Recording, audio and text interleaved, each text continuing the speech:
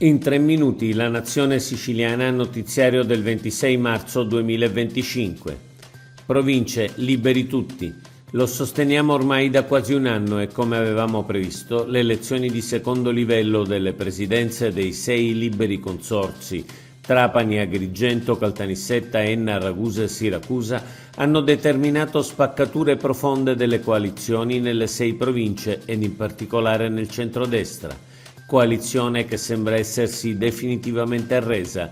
Liberi tutti quindi tra inciuci, alleanze trasversali e vendette a futura memoria. Simana du Siciliano. Per il secondo anno torna la Simana du Siciliano a partire dal 31 marzo, 7 giorni in cui tutti i siciliani nel mondo sono invitati a usare la lingua siciliana nei contesti in cui di solito la usano poco o nulla, a studiarla, a leggere testi in siciliano e a creare contenuti culturali e mediatici in lingua siciliana e a promuoverla in ogni maniera. Il nostro giornale aderisce all'iniziativa e invita tutti i lettori ad aderire per tutelare la nostra lingua. 500 concessioni di noleggio con conducente in Sicilia.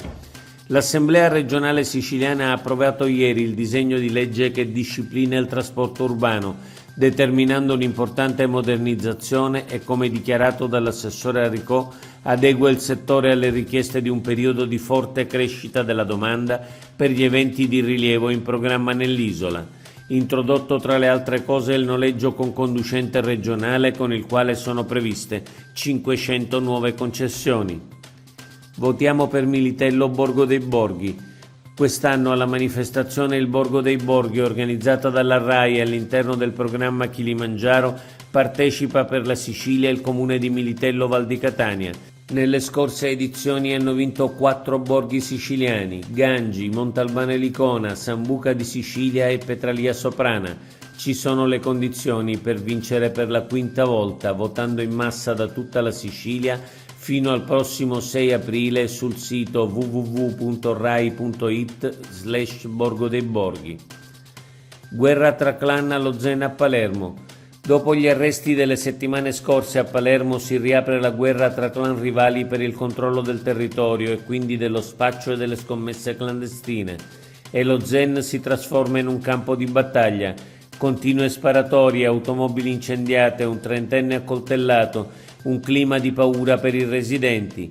Ieri le forze dell'ordine hanno circondato il quartiere con controlli a tappeto, sequestri di droga, identificazioni e verifiche di licenze. Spazzatura a Palermo, scontro tra civiltà e barbarie. La città di Palermo è ultima tra i capoluoghi italiani per la raccolta differenziata dei rifiuti con appena il 16%.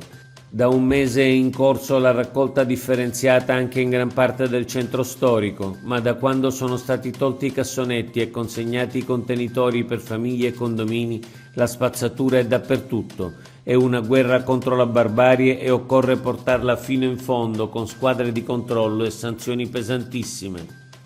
Oggi è tutto. Per l'informazione del quotidiano La Nazione Siciliana. Leggi tutti gli articoli sul nostro sito www.lanazionesiciliana.eu.